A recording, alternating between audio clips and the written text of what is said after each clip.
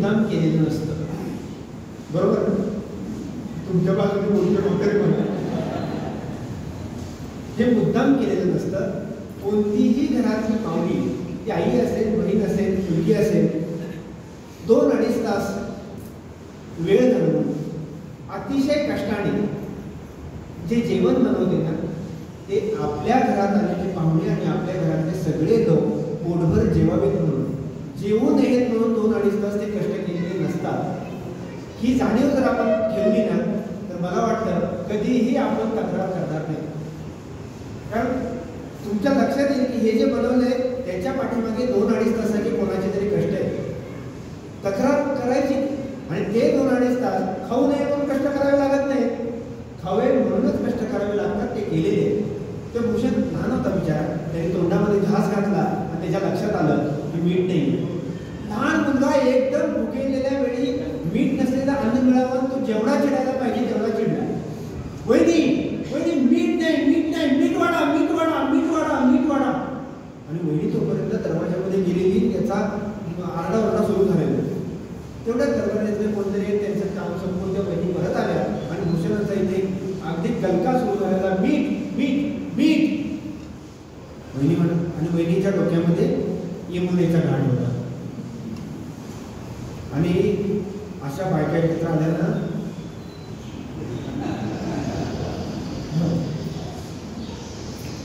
तर जे आले त्या वहिनीच्या डोक्यात यमुनेचा घाट होता, त्यात हे मीठ कमी आणि त्या भूषणांचा गोंधळ सगळा.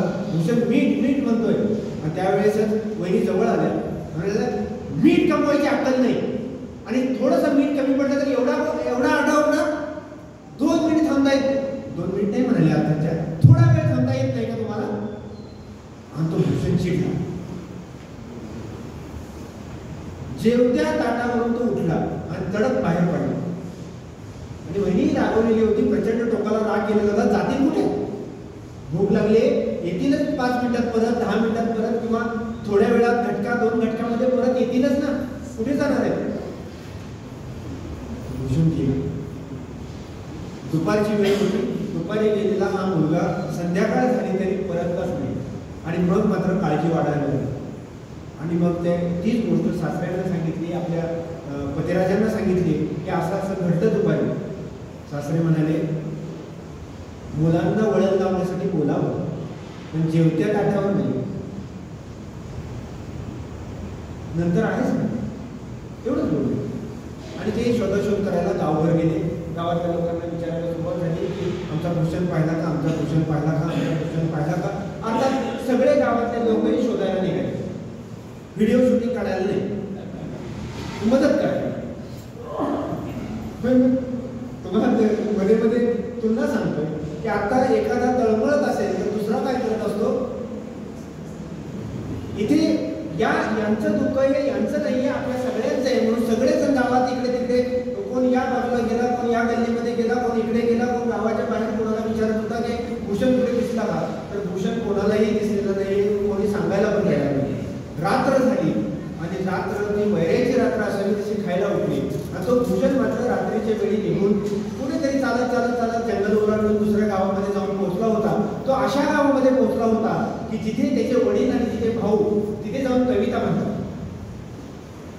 तिथले जे मुख्य होते गावाचे, त्यांच्या घरी जाऊन पोहोचला की जिथे आपले वडील आणि भाऊ कविता सादर करतायत त्यांच्या इथे गेला आणि त्यांना म्हणाला की मी घरून आलोय, निघून आलोय आणि मी कविता सादर करायला आलोय. आता आतापर्यंत म्हणाल नाही, एकदम कविता त्यांनाही आश्चर्य वाटलं. पण आता आपल्याच ओळखीच्या घरातला मुलगा आहे, त्यामुळे त्यांनी तो म्हणजे तू थांब, थोडंसं जेवून घे, काही गुळ पाणी घे, तुम्हाला मला काहीच नको, मला फक्त कविता म्हणायची आणि त्या तुम्ही म्हणायला मला अनुमती देणार असाल तर मी म्हणतो. तर ते म्हणाले की आता तू कविराजांचा मुलगा आहे, त्यामुळे तुला अनुमती देणार नाही असं कसं. त्यांनी बैठक घातली आणि सगळेजण बसले आणि त्यांनी त्या भूषणाने कविता म्हणायला सुरुवात केली. कविता म्हणायला सुरुवात केली. रात्र झालेली होती. रात्रीच्या वेळी त्या कवितेची सगळी मैफल संपल्यानंतर तो भूषण आता म्हटला की मी जातो. म्हणाले रात्र झालेली आहे, सगळं अरण्य आहे. काल प्रवणी काकाने जसं सांगितलं की इकडे तिकडे हिंस्र शॉपत आहे, तशी हिंस्र शॉपत आहे, तर तू कुठे जाणार आता? तू आता इथेच राहा, जेवण कर. तो म्हटलं मी इथे राहतो पण आणि मग त्यांनी त्यांचा चांगला आदर सत्कार केला आणि ती जी बिदागी आहे ती द्यायला ते पुढे आलं.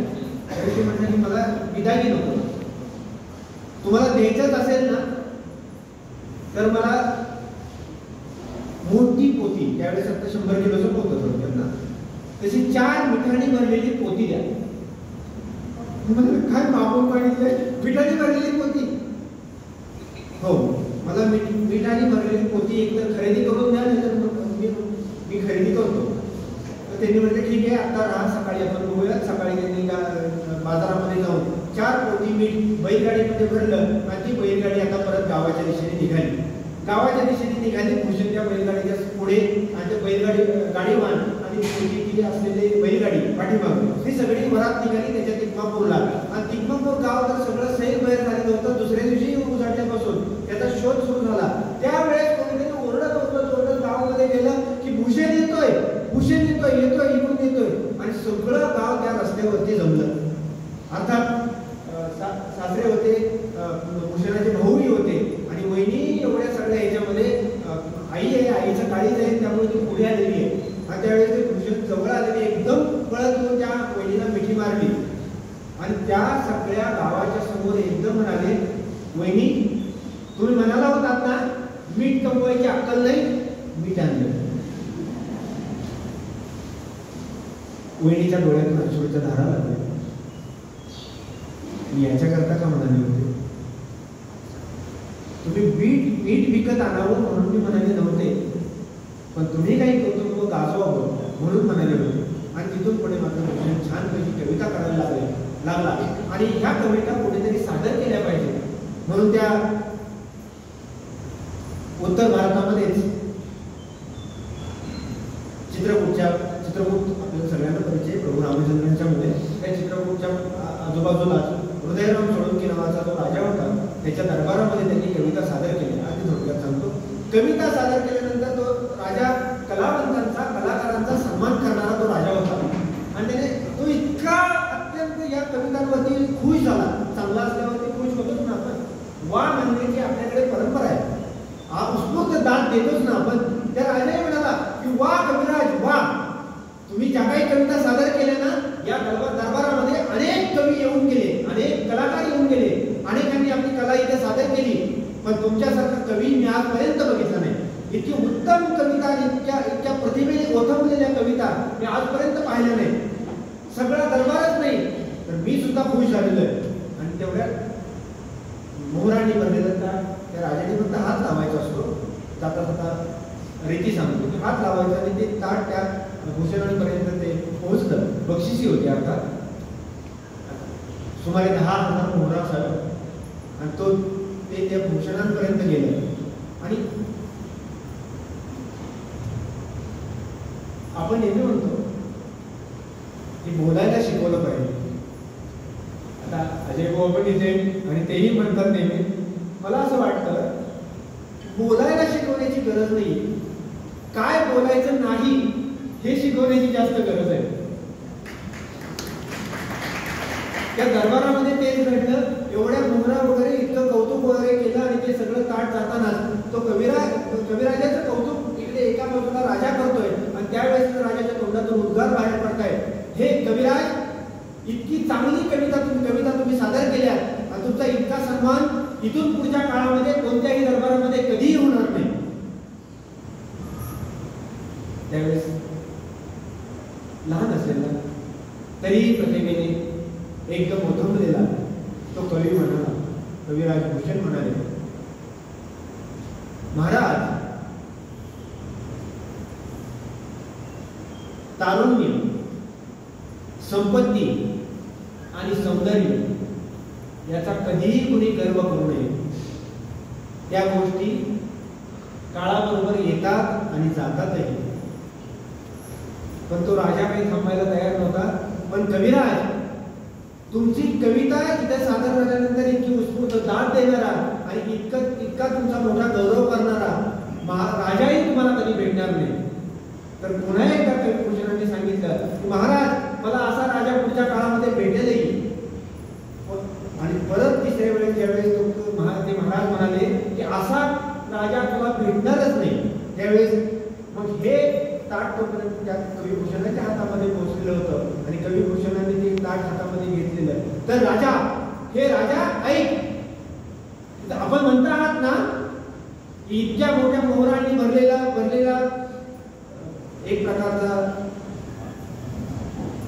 बक्षिसी, एक प्रकारचं कौतुक, एक प्रकारची बिदागी कोणताही राजा मला देणार नाही. तर तुम्हीही ऐका, इतकी बिदागी दिल्यानंतर मी तुमच्याच दरबारामध्ये भिरकवणारा कवीही तुम्हाला भेटणार नाही. आणि बिदागी भेटकवून आणि तो कवी पुढे गेला, घरी आला, वहिनीला गोष्ट सांगितली आणि वहिनीला सांगितलं असं असं घडलं.